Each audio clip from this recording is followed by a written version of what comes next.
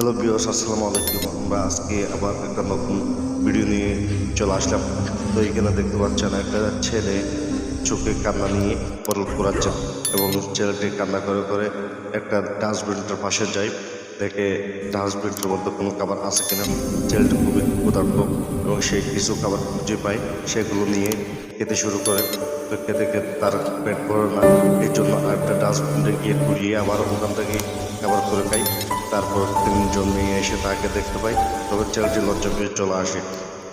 মেয়েটি বলল, এই ছেলে দাঁড়াও, তুমি ওই ডাস্টবিন থেকে কেন খাবার খাচ্ছ, তোমার কি হয়েছে?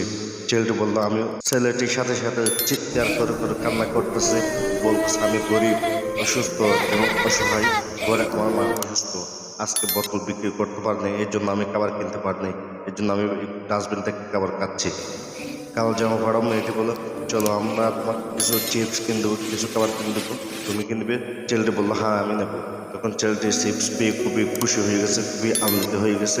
তখন মেয়েগুলো বলল, তোমার ঘরে তোমার মা তো অসুস্থ বলছো, তাহলে চলো তোমার ঘরে গিয়ে তোমার মাকে একটু দেখে আসি আমরা। তখন ছেলেটি বললো, হ্যাঁ ঠিক আছে, তাহলে আমার সাথে আপনারা আসেন।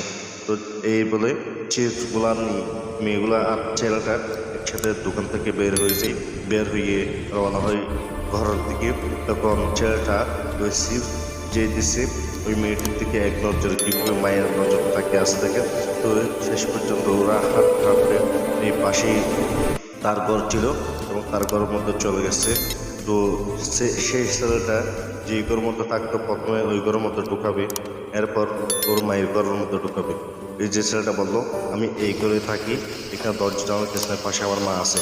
তো মার কাছে নিয়ে যাই, দেখে মা খুবই অসুস্থ। তাকে বললো, দাদি আপনার কি হয়েছে?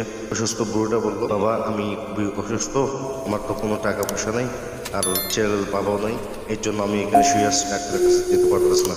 তখন মেয়েগুলা অনেকগুলো টাকা বের করে দেয় এবং বলে, তুমি এই টাকাগুলো নিয়ে চিকিৎসা করো। ভিডিওটি ভালো লাগলে চ্যানেলটি সাবস্ক্রাইব করে পাশের বেল বাটনটি অন করুন।